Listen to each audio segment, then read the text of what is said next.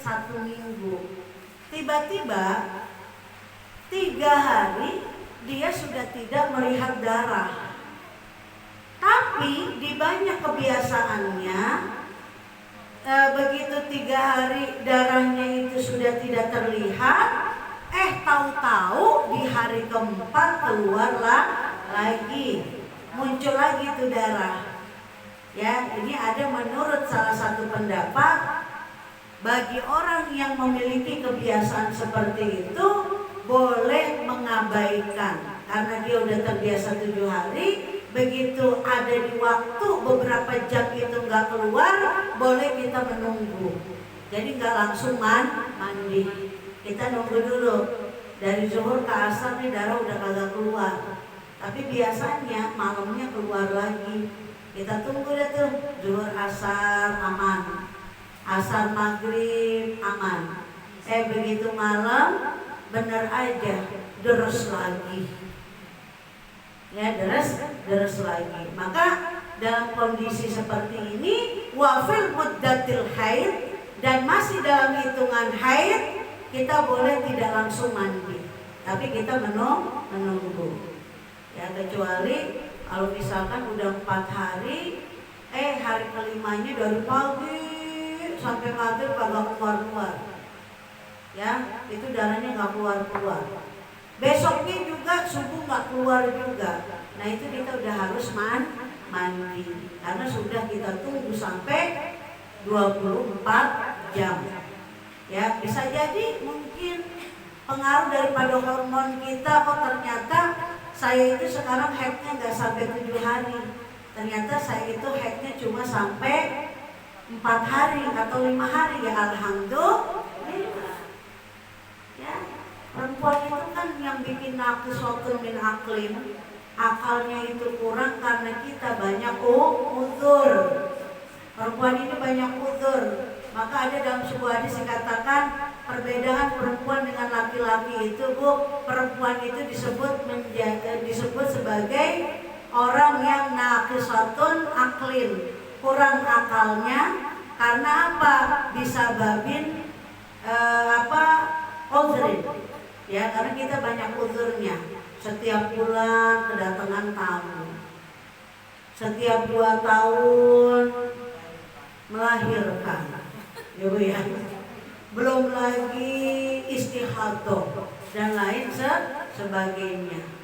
Ya, maka ini sangat berpengaruh bagi kesempurnaan ibadahnya. Maka sangat sungguh enak, ya, artinya bukan orang yang haid itu gak enak. Artinya bagi orang yang sudah selesai masa haidnya atau disebut menopause, ya, itu sangat indah bagi kita untuk menyempurnakan ibadah kita kepada Allah Subhanahu wa Ta'ala. Ya, puasa aja, Bu, kadang-kadang kita mau banyak benar utangnya. Ini ngomong-ngomong udah pada bayar utang belum nih? Ayo, dikit lagi mau puasa nih. Ya, jangan sampai udah masuk puasa utang masih di bawah. Kita dapat kena dosa gede, dosa besar.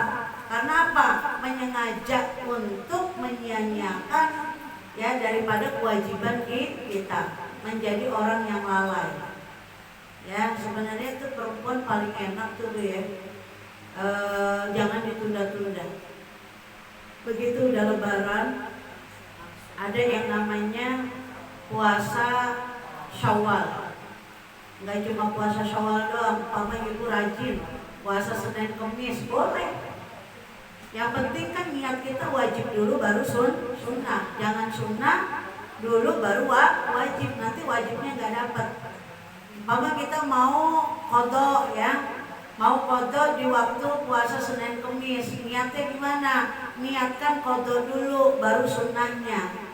Nawaitu shauma ghadin an adai fardhi syahri ramadhana qadaan, ya, qadaan wa shaumu sunnatan lillahi ta'ala.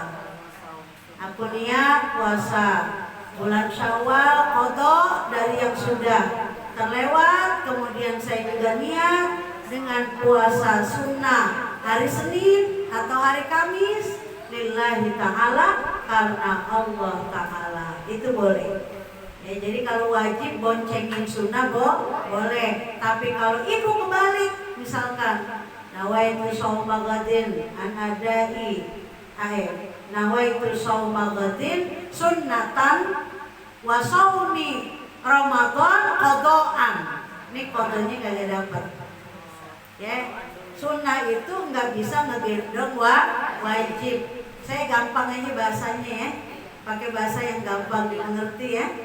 Tapi kalau ibu niat puasa wajibnya dulu baru gendong yang sunnah, dapat dua-duanya pahalanya ya. Enak nggak? Enak ya. Itu jangan ditunda-tunda, apalagi kalau kita yang punya masalah dalam mens. Saya Bu, begitu umur 40 tahun, saya diberikan kenikmatan oleh Allah Subhanahu wa taala dengan haid yang sangat panjang waktunya. Saya itu kalau bulan puasa udah tinggal nangis aja Bu. Di depan kena, di belakang kena. Bayar-bayar utang itu kira-kira sekitar 15 hari lebih. Makanya saya tuh kalau udah selesai Ramadan itu saya langsung bayar. Karena kalau nggak langsung dikagetin bayar, dengan banyaknya utang banyak kekhawatiran, terutama masalah kekhawatiran umur kita. Umur, karena kita lalai, umpama qadarullah, Allah memendekkan umur kita ya. Inna lillahi wa inna ilaihi raji'un. Ya, bagaimana hukumnya bagi kita yang lalai? Tetap itu menjadi dosa kita. Ya, menjadi dosa kita. Perkara sholat pun demikian. Makanya Rasulullah mengatakan apa?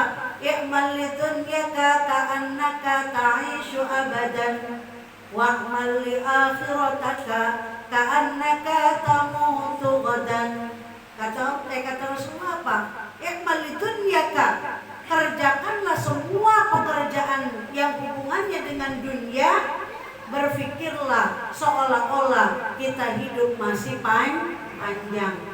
Jadi jangan apa itu, ngoyok ya.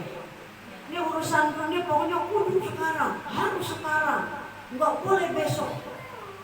Tapi kata Rasulullah apa? Wa'mal li akhirataka ka'annaka tamutu ghadan.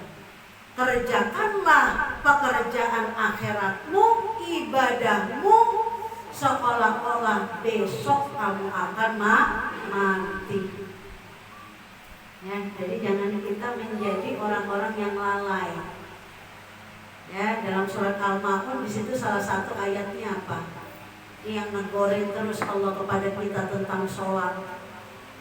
Karena sholat itu meskipun kita udah terbiasa melakukan ibadah sholatnya, tapi banyak orang yang mengabaikan kelalaiannya.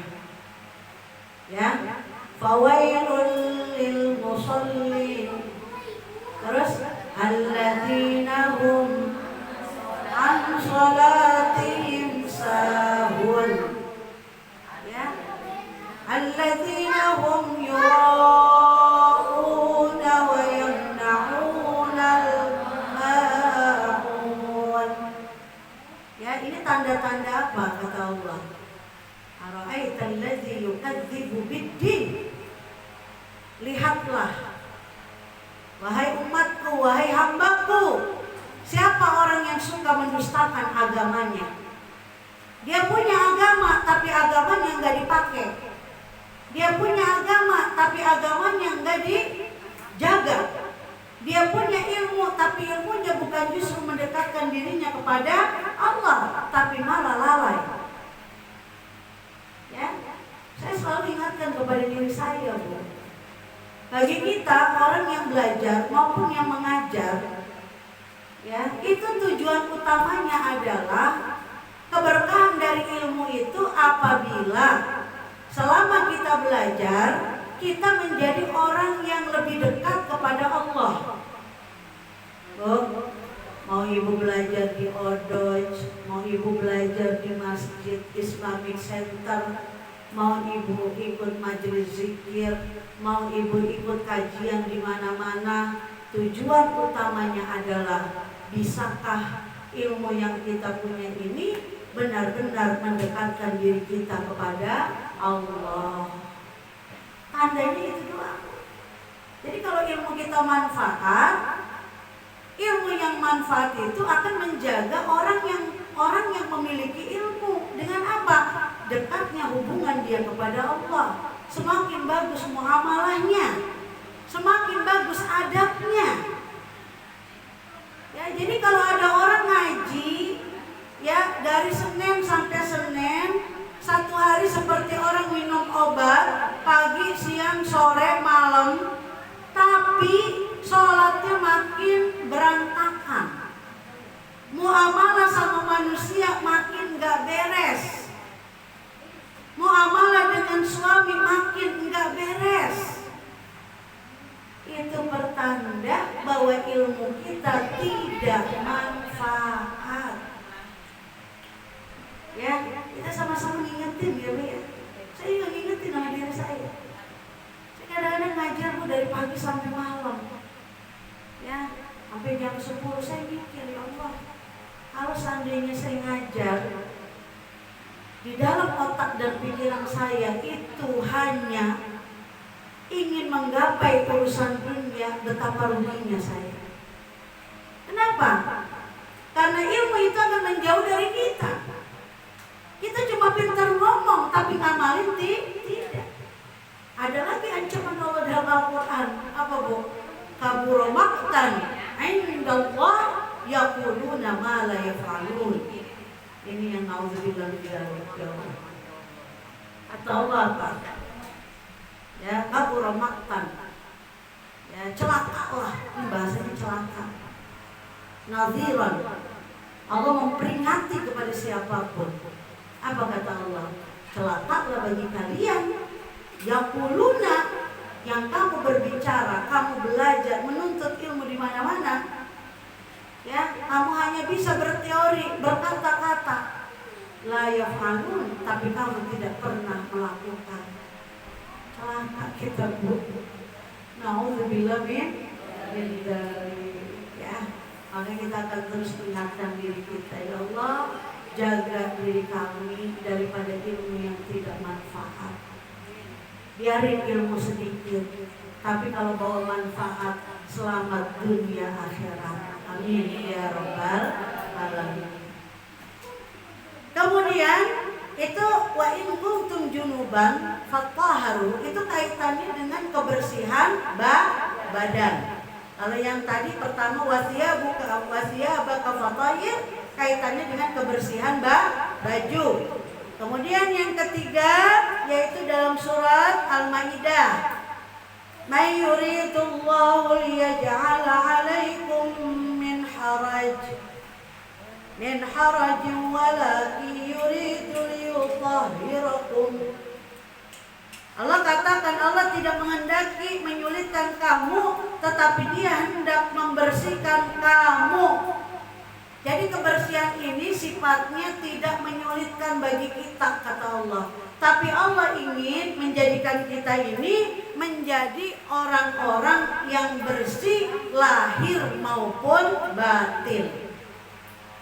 Ya, jadi insya Allah Bu, kalau lahiriahnya kita selalu jaga kebersihan kita, patuh dengan aturan Allah, ya perintah Allah yang dilarang kita jauhi, nanti lama-kelamaan Allah akan membersihkan kotoran-kotoran hati kita. Ya, kayak orang wudu Bu, apa yang Ibu pahami tentang wudu? Wudu itu secara hikmah adalah membersihkan lahir dan batin. Ketika Ibu membasuh tangan, ya kan, tangannya bismillahirrahmanirrahim, menyela-nyela, secara lahir membersihkan kotoran tangan. Tapi secara batin, kata ulama apa? Membersihkan dosa-dosa yang sudah diperbuat oleh tangan kita. Maka di antara amalan yang paling dicintai oleh Allah adalah orang yang menjaga wudunya. Ibu kenal Al-Imam Syafi'i? Kenal enggak? Kenal nama doang. Sama saya juga. Ya, dalam sejarahnya diceritakan bahwa Al-Imam Asy-Syafi'i adalah salah seorang yang tidak pernah batal wudu dalam hidupnya. Kira-kira kita bisa nggak? Bisa, belum dicoba kan gitu. Tapi saya kentut terus, ya biarin aja, nggak bayar ini, kan gitu. Tapi kalau kita berusaha, kenapa Bu? Karena Imam Syafi'i itu berpikir, ketika aku menjaga tubuhku daripada kotoran, hatiku daripada kotoran, ya, kapanpun Allah akan mencabut nyawaku, aku dalam keadaan bersih. Jadi orang wudu itu banyak menjaga, Bu. Nih, ibu punya wudu, ada laki-laki yang bukan muhrim, ya, ibu pasti gimana? Ibu pasti gimana? Mendekat atau menjauh? Menjauh. Berarti kita secara lahiriah akan jauh lebih terjaga daripada apa? Bersentuhan dengan lawan jenis. Ya, ketika kita sudah berwudu, di situ ada di antara yang dimakruhkan daripada orang yang punya wudu adalah berbicara sesuatu yang tidak penting. Makruh, nggak batal, tapi makruh. Jadi orang kalau udah wudu sebaiknya jangan lama-lama berdiam dirinya. Atau ini kadang-kadang udah wudu ngobrol lagi, udah sholat nih, ya udah azan, ya udah wudu, udah azan, udah wudu, udah tinggal sholat, ada orang ngajak ngobrol, hayu aja ngobrol, ya itu makruh. Maka Imam Syafi'i mengharapkan apa?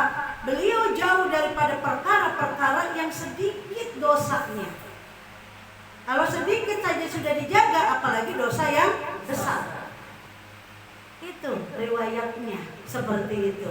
Kenapa Imam Syafi'i selama hidupnya memilih untuk selalu dalam keadaan suci? Ya, kita bolehlah latihan. Walaupun latihan pertama misalkan dari waktu duha ke waktu zuhur, dari waktu zuhur ke waktu asar. Nanti lama-lama kita bisa kalau kita berusaha. Jadi kalau kita banyak punya wudu, kita banyak ngeremnya, ya, banyak menjaganya. Mau ngomong banyak, saya kan lagi wudu, sama kayak kita lagi puasa, Bu. Coba deh, ibu pintar banget kalau lagi puasa. Yang biasanya ngomel, tiba-tiba enggak. Kenapa coba? Nanti batal lagi puasanya. Ngerem? Enggak? Ngerem. Nah, begitu juga dengan wudu. Wudu itu buat ngerem kita, Bu. Ya, maka ulama usoleh, ya, ulama-ulama terdahulu yang memang sangat soleh, itu dari hal-hal yang kecil itu sudah terjaga. Ya, sebenarnya kita pun akan menjadi kekasih Allah bisa. Dengan cara apa? Mengerjakan hal-hal yang ringan, hal-hal yang mudah, hal-hal yang kita inginkan sebagai niat apa? Taqarruban ilallah, mendekatkan diri kepada Allah Subhanahu wa taala. Jadi kata Allah, sesungguhnya di dalam masalah kebersihan ini aku tidak ingin menyulitkan kalian, tetapi Allah ingin membersihkan kalian. Ya, jadi jangan kita merasa wudu ini beban. Mandi besar itu beban. Sholat itu beban. Puasa itu beban. Ya, kalau kita masih merasa itu beban, berarti kita belum memahami tujuan dan makna diciptakannya manusia di muka bumi ini. Apa Allah ciptakan kita untuk apa? Wa ma khalaqtul jinna wal insa illa liya'budun. Dan tidaklah, kata Allah, aku menjadikan al-jinnu, makhluk jin, wal insu dan manusia illa kecuali liya'budun, untuk beribadah kepada Allah. Jadi kita ini jelas, Bu. Jangan ibu bilang saya ini pengangguran. Nggak ada orang pengangguran. Begitu Allah sudah ciptakan kita di dunia ini, maka tugas kita adalah ibadah. Ibadah dalam artian bukan disuruh sholat aja, puasa aja, ngaji aja, enggak. Mulai dari kita bangun tidur sampai kita tertidur lagi, apapun yang kita lakukan, niatkan untuk beribadah. Nyuci, ya, main biola, niatnya ibadah. Masak, niatnya ibadah. Ya, ngasuh anak, niatnya ibadah. Ngelayanin suami, niatnya ibadah. Bergaul dengan sesama manusia, niatnya ibadah. Soalnya pekerjaan itu, Bu, kalau nggak diniatin, akhirnya sia-sia. Jadi biasakan dalam melakukan segala pekerjaan, niatnya karena Allah, niatkan karena ibadah, supaya memberatkan amal soleh kita. Ya, termasuk kayak minum, makan. Minum, Bu. Minum dulu.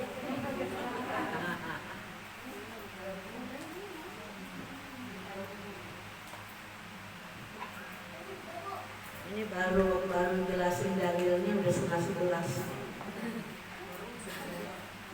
Ya. Nah, jadi tujuan daripada setiap kali kita melakukan pekerjaan jangan dilakukan tanpa niat beribadah. Baik. Kemudian sementara itu Nabi Shallallahu Alaihi Wasallam juga pernah bersabda, at-tahuru syatrul iman. Kebersihan itu sebagian daripada iman. Jadi imannya seseorang itu, Bu, bisa dilihat juga sejauh mana dia menjaga kebersihan. Ya, kayak ibu di majelis taklim. Ini saya kadang-kadang juga banyak prihatin juga. Majelis taklimnya udah cakep, belajarnya sudah cakep. Begitu keluar dari majelis taklim, bekas sampahnya berceceran. Dulu ya. Padahal itu menjadi apa? Ukuran sejauh mana, sedalam apa iman kita kepada Allah. Ya, jadi kebersihan ini maknanya sangat luas. Ya, dari segi lahir, dari segi batin, atau menurut ulama kebersihan itu ada dua, maknawi dan apa? Hissi, yang kelihatan dan yang tidak kelihatan. Nah, yang kelihatan tadi, maka kita budayakan dulu ya. Kita ngaji di mana aja. Ya, apalagi kalau kita doyan makan. Kan ada ibu yang doyan makan biar kagak ngantuk. Saya punya, Bu, jamaah. Dia kalau ngaji bekalannya banyak banget. Saya bilang banyak amat tuh bekalnya. Iya Ustazah, saya mah bingung. Kalau di majlis taklim mata saya ngantuk dulu. Tapi kalau saya makan melek. Maafin Ustazah ya, boleh. Mubah. Orang belajar sambil makan mubah hukumnya. Ya. Kalau sambil tidur boleh nggak Ustazah? Ya boleh nggak? Ya boleh, orang ngantuk. Memang ngantuk kita pengen kan begitu. Ya cuma keterlaluan aja kan gitu. Ada gurunya masih tidur. Ya, nah itu. Jadi kalau kita merasakan diri kita imannya baik, ingin selalu baik, maka lakukan sesuatu yang sifatnya secara pribadi maupun juga secara sosial kepada teman-teman kita selalu baik. Ya. Nah itu, jadi kebersihan itu kata Rasulullah adalah cerminan daripada imannya seseorang. Kalau kita mau ngaca tentang iman kita, ya ngaca aja sendiri, kan gitu. Kalau kita masih sering buang sampah sembarangan, mohon maaf. Atau kita misalkan lagi haid, kemudian jorok misalkan. Ya, haid itu kan darah, Bu ya. Maka kita walaupun nggak diperintah untuk membersihkan darah itu, tapi ketika darah itu tidak dibersihkan itu sangat mengganggu orang lain. Maka kita harus bersihkan. Jadi kalau kita itu dibersihin kok darahnya ya. Kita remes ya supaya darah itu mengalir di air, dan juga itu menjadi salah satu tempat yang disukai oleh setan. Ya, setan itu demennya nih Bu. Satu, di tempat yang banyak darah. Yang kedua, di tempat yang kotor. Yang ketiga, di mana tempat itu banyak tulang belulang. Tulang itu makanan jin. Makanya ibu-ibu kalau masak ada tulang, jangan biarkan tulang ada di dalam rumah. Ya, sebelum larut malam berganti siang dengan sore, itu kotoran kayak tulang-tulang begitu dibuang keluar. Supaya apa? Rumah ini terhindar daripada jin. Ya, jin itu makanannya tulang. Jadi dia tuh tulang tuh hobi banget. Kalau Idul Adha apalagi tuh hati-hati. Ya, ibu-ibu dapat tulang kepala, tulang apalagi tuh, tulang kaki, ya tulang rusuk misalkan. Ya, udah kecapean jadi panitia kurban, tulang ngampar di mana-mana. Wah, malam itu pesta jin di dalam rumah kita. Hati-hati. Ya, tempat yang disukai oleh jin. Maka orang yang haid itu Bu, dilarang sholat, dilarang baca Quran, dilarang masuk ke masjid, tapi Allah tidak melarang dia berzikir.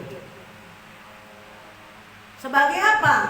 Benteng daripada masuknya setan ke dalam dirinya.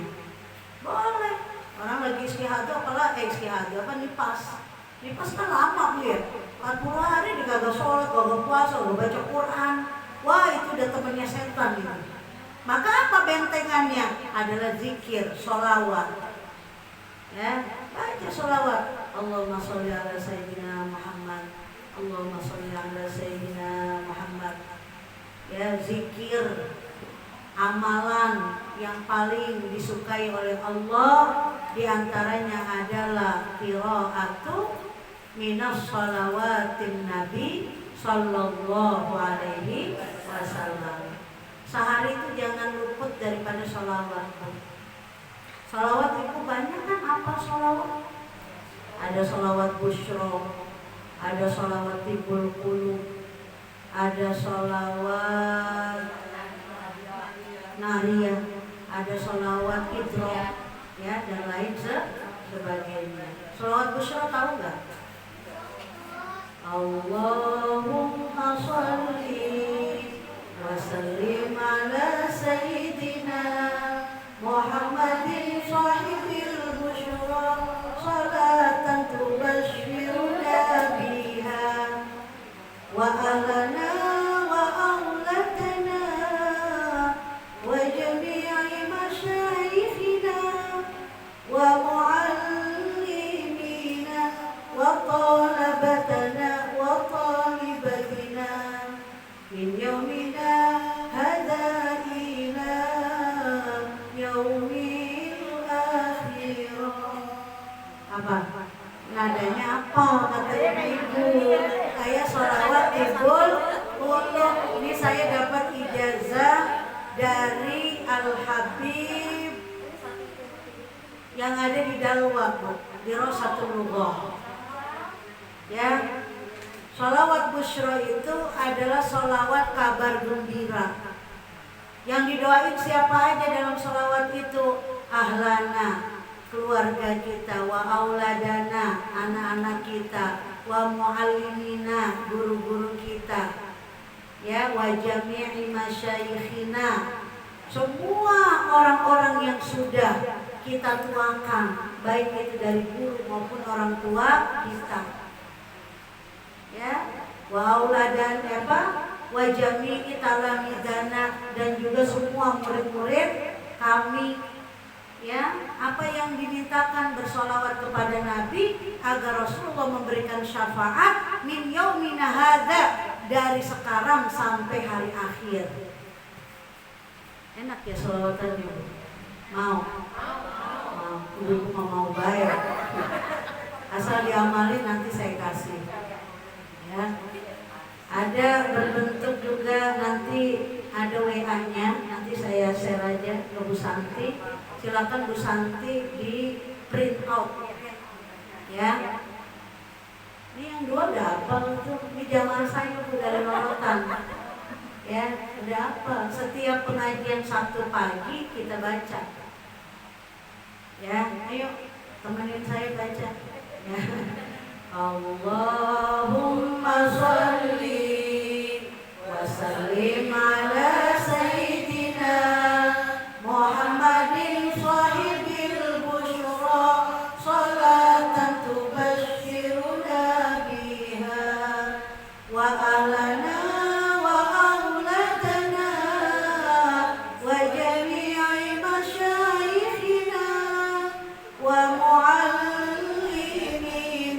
وطالبتنا وطالبتنا من يومنا هذا إلى يوم الآخرة. Jadi kalau kita baca sholawat kita doain semuanya Bu, ya jangan kita doa. Dan sholawat ini ketika diamalkan itu akan menambahkan setiap keberkahan umur, keluarga, dan rezeki kita. Ya, jadi kita itu dijauhkan dari kesedihan. Jadi diberikan kebahagiaan terus dalam diri kita. Ya, insya Allah nanti mudah-mudahan umur kita panjang, ada kesempatan bertemu di kegiatan yang akan datang. Boleh juga nanti saya share, kita baca sama-sama sebelum majelis dimulai. Ya. Baik Ibu, kayaknya hari ini kita cukup belajar mukadimah dulu, nggak apa-apa dikit-dikit ya. Yang penting Ibu paham ya. Oke, sampai di sini yang mau bertanya silahkan. Ibu sekalian, ada yang ditanyakan, nanti silakan. Di belakang dulu. Assalamualaikum warahmatullahi wabarakatuh. Waalaikumsalam warahmatullahi wabarakatuh. Saya mau nanya. Maaf ya saya sambil minum ya. Kan kalau saya itu kadang suka tidak langsung, artinya misalnya seminggu gitu tidak ada bersih, nanti beberapa hari kemudian keluar lagi. Itu bagaimana ya untuk cara menghitungnya, seperti kayak boleh sholat gitu. Artinya kan kalau 14 hari boleh laksanakan sholat atau anak-anak itu. Masalah head tadi ya?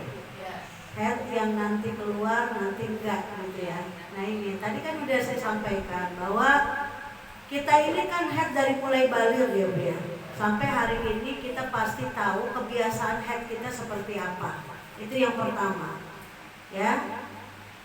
Kebiasaan kita head misalkan 1 minggu, itu yang kita pegang. Misalkan 3 hari kita bersih, ya, umpama nggak keluar tuh darah.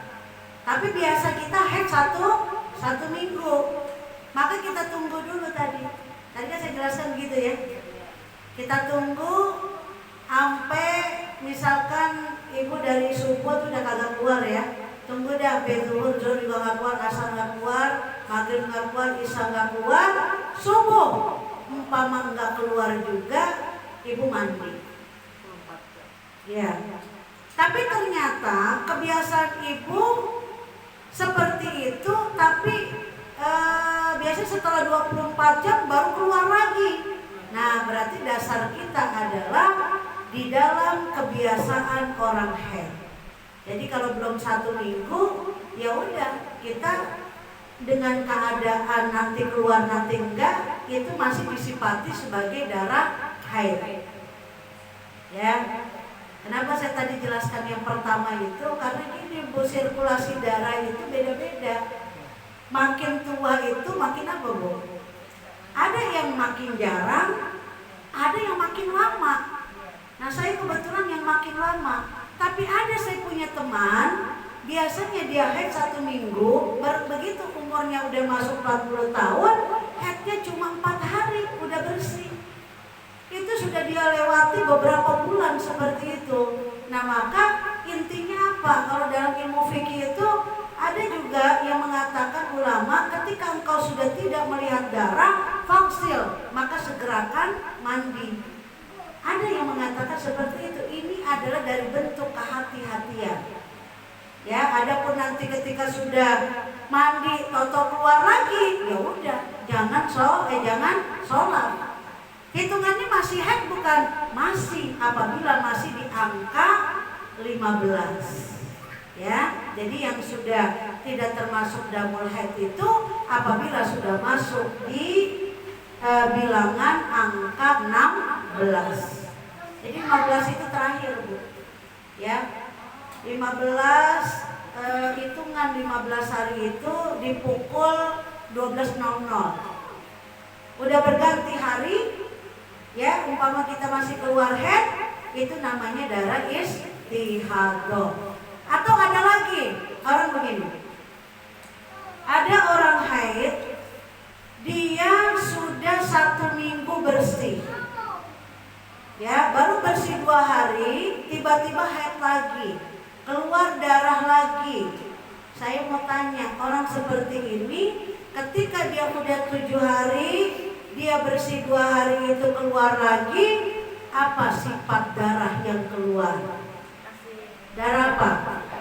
Darah haid atau darah istihadah? Kenapa darah haid? Karena belum sampai hitungan 15 hari. Udah pintar udah. Cuma kan yang bikin kita keder tadi, begitu praktek, ya udah 8 hari, udah 7 hari mandi, udah bersih 4 hari, dia nongol lagi, dan gitu. Kenapa? Karena perempuan itu tergantung daripada hormonalnya. Kita asupan makanan berpengaruh pada darah kita. Ya, bentuk darah aja, Bu, saya mau tanya, darah haid itu ada berapa macam?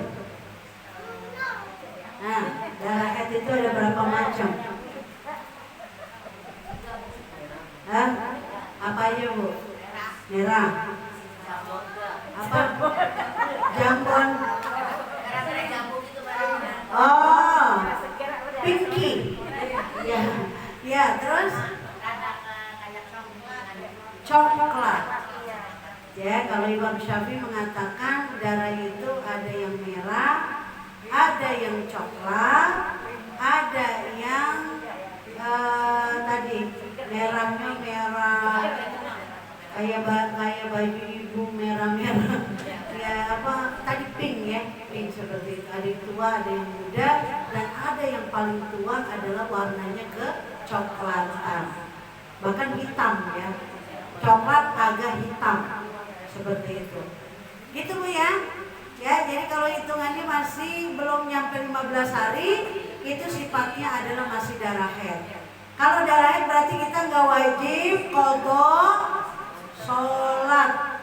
Tapi kalau bulan puasa kita wajib qadha puasa. Kenapa sih puasa sama sholat dibedain? Itu karena sifat Rahman dan Rahimnya Allah. Bu, kalau ibu suruh qadha sholat, Bu, setiap bulan, Bu, kita dapat tamu. Kalau tamunya cuma seminggu mah masih mending deh, ya. Nah, kalau kita melahirkan 40 hari kali 5, berat enggak? Berat enggak? Berat. Makanya kata Nabi, apa ad-dinu samha. Islam itu adalah agama yang sangat luar biasa baiknya. Maka kita nih jadi orang Islam jangan banyak ngeluh. Allah tuh sudah sangat meringankan kita. Semua daripada jenis ibadah itu keuntungannya adalah buat kita. Banyak hikmahnya, banyak manfaatnya. Kenapa perempuan disuruh nutup aurat? Kata ibu, kalau musim hujan sih enak ditutupin, tapi kalau musim panas gerah. Ya,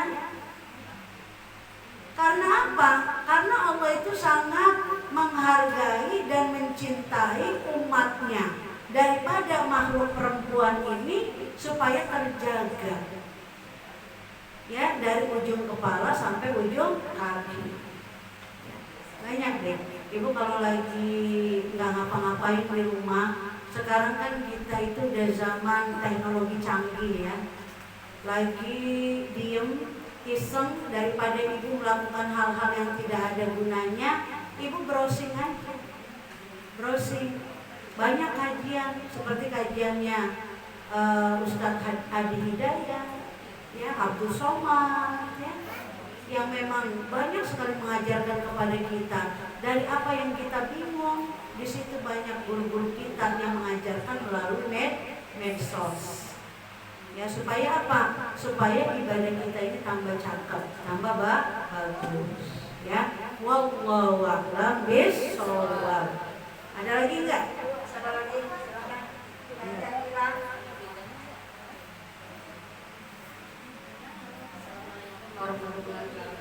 Waalaikumsalam. Saya mau nanya, saya suka habis pipiskan ya, suka butuh pas sholat, saya sendiri tuh suka keluar sakit. Saya bakal apa enggak ya? Gimana Bu? Gimana? Pelan-pelan. Gimana? Habis ini habis wudhu terus kan habis pipis, saya kan wudhu. Nah, kalau sholat itu pas wudhu mau bangun wudhu itu suka keluar sakit. Nah, ini dia. Ini ya. Terus? Maaf ya, bukan dorong ya pas saya setelah sholat ke mana saya tuh saya cium. Maaf ya, Enggak apa-apa. tapi dia tuh berbau. Iya. Itu Pak, batal apa nih? Ustazah selesai. Bu, ini nanti ada di dalam bab yang menjelaskan tentang al-istinja. Tapi nggak apa-apa, saya jelaskan sedikit saja. Kita di dalam Islam itu diajarkan ketika kita beristinja atau kita masuk ke dalam kamar mandi, ada yang disunahkan. Yang pertama, ini secara ini aja ya, yang langsung kepada tujuan yang ditanya tadi. Ketika kita akan kencing, ya kita tuh masuk ke kamar mandi. Yang pertama kita diperintahkan untuk mendahului al-yusra al-yumna, kaki sebelah kiri, masuk kaki kiri, keluar kaki kanan. Begitu kita akan buang hajat kita, kencing, ya, masuk itu kita sudah membaca doa apa? Allahumma inni a'udzubika minal khubsi wal khaba'isi. Khubsi wal khaba'is itu artinya semua kotoran yang akan kita buang, ya, supaya jadi obat kan gitu kalau dikeluarkan. Nah, ini ada bagian daripada yang dianjurkan oleh ulama. Bagi perempuan maupun laki-laki itu ketika kencing itu ada perbedaan daripada posisi. Kalau perempuan itu bukan cuma ibu yang seperti itu. Banyak perempuan yang ketika habis melaksanakan buang hajat kencing, dia merasa ada sesuatu yang netes. Kenapa coba? Karena tidak tuntas. Ya, maka dianjurkan untuk apa? Untuk mengeluarkan suara dehem. Tahu dehem? Ya, begitu tadi baca Allahumma inni a'udzubika minal khubuthi wal khaba'is, kita nongkrong kencing, ya, udah selesai itu kencing, disuruh apa? Dianjurkan oleh ulama mengeluarkan suara dehem 3 kali. Itu biasanya tuntas. Kalau laki-laki kan hilang ya. Laki-laki itu beda lagi, kalau kencing kudu ngilang. Ya, dia nggak boleh kayak cewek begitu, kayak perempuan. Ada caranya lagi istinjanya. Nah, itu kita disuruh begitu, Bu. Ya, jadi kalau misalkan kita udah ngedehem, Jangan langsung bangun. Ya, kita sebentar dulu habis cebok ya, habis cebok baru kita ngedehem. Nah itu dianjurkan jangan langsung bangun. Tar dulu, berapa detik gitu. Kalau saya malah bukan kencing doang, begitu masuk saya ngedehem. Karena salah satu tempat yang pasti ada jinnya, ada setannya, itu adalah kamar mandi. Jadi kalau kita masuk supaya ngasih isyarat, ya awas, gue mau kencing gitu. Ya, kan gitu. Tapi kita udah minta apa? Minta perlindungan dari Allah. Itu kan secara adabnya aja. Ada cerita Bu, cerita mistik ya. Ada seorang pegawai KBR itu ternyata di KBR itu luar biasa ya. Saya dengar cerita itu, masya Allah. Jadi di KBR itu rata-rata perempuan ya pekerjaannya. Itu banyak pegawai-pegawai perempuan yang nggak ngerti bagaimana hadas. Jadi itu yang namanya darah haid itu kadang-kadang dibuang begitu aja. Itu tukang sampah sebulan itu katanya 1 minggu itu ngangkutin darah haid itu sampai berapa karung gitu. Nah satu hari ada pegawai KBN itu yang surupan, ya, yang kerasukan. Datanglah ke rumah guru saya, ya, ini guru saya cerita. Ditanya ada apa? Oh, tolong Pak Kiai, bisa ngamuk-ngamuk katanya pulang dari tempat kerja. Begitu datang, ya karena ada suaminya memang harus ada pengobatan yang menyentuh kan, disentuh. Ternyata tuh istrinya ngajakin ke tempat kerjanya. Jadi tuh ustadz diajak ke sana, sama jinnya lah ya.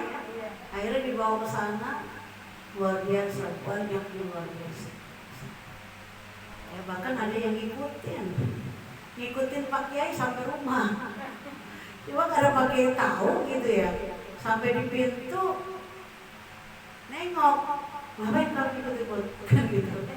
Ya saya mau ikut Pak Kiai katanya.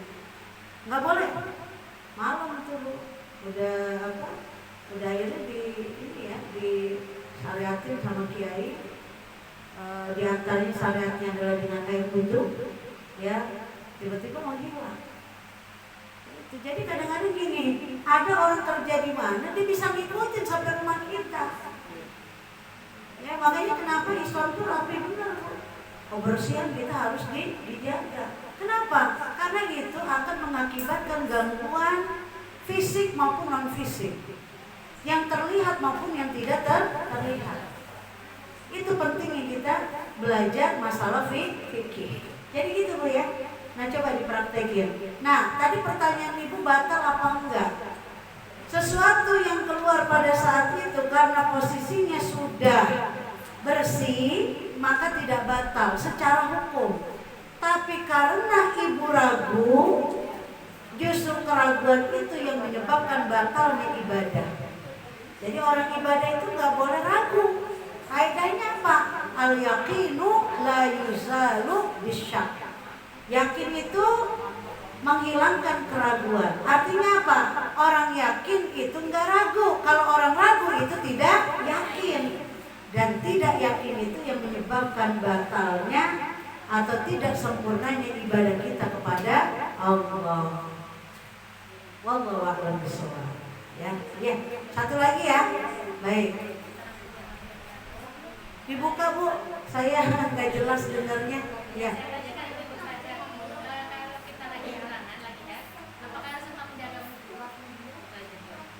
Cakep. Perempuan itu kalau lagi haid boleh nggak wudhu? Boleh. Dapat pahala nggak? Dapat.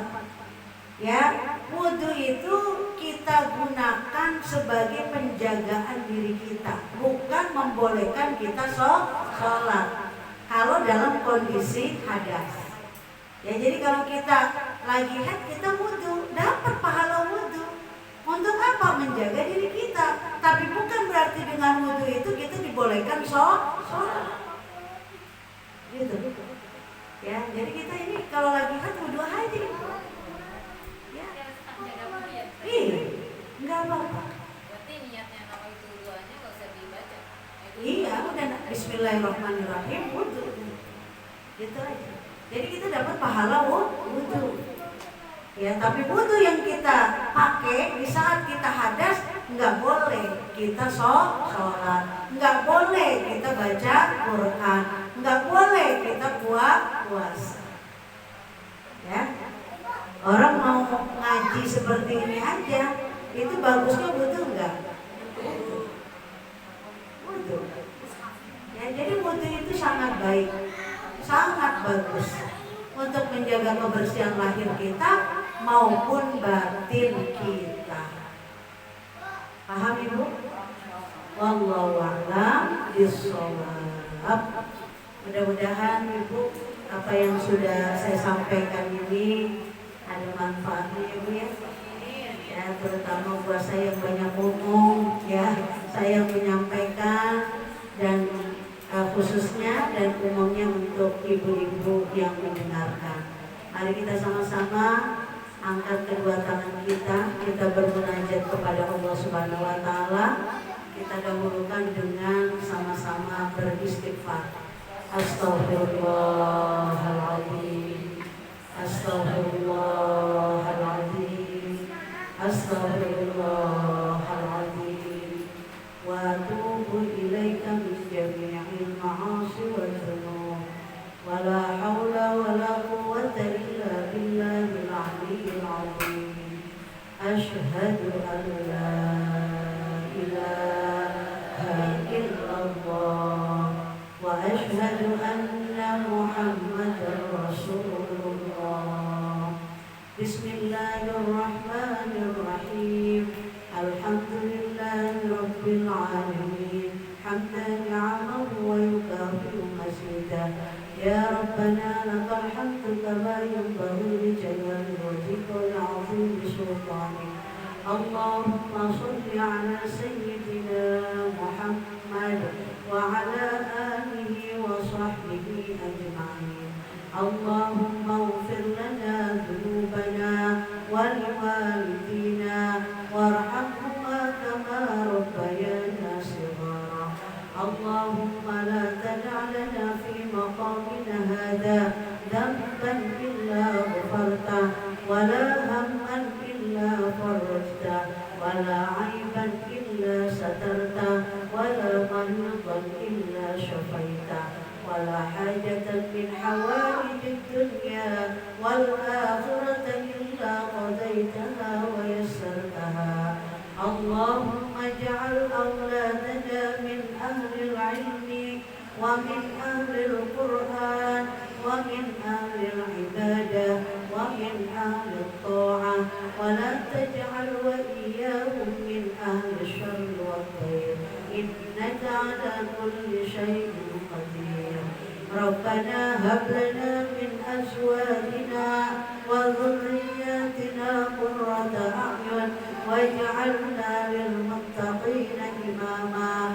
Rabbana zalamna anfusana wa in lam taghfir lana wa tarhamna lanakunanna minal khasirin. Rabbana atina fid dunya hasanah wa fil akhirati hasanatan wa qina adzaban nar wa adkhilna al-jannata ma'al abrar ya aziz ya ghaffar ya rabbal alamin. Bifadli subhana rabbika rabbil izzati amma yasifun wa salamun alal mursalin walhamdulillahi rabbil alamin. Subhanakallahumma wa bihamdika asyhadu an la ilaha illa anta astaghfiruka wa atubu ilaik. Kurang lebihnya saya mohon maaf dan saya akhiri. Wallahul muwaffiq ila aqwamit thoriq. Wassalamualaikum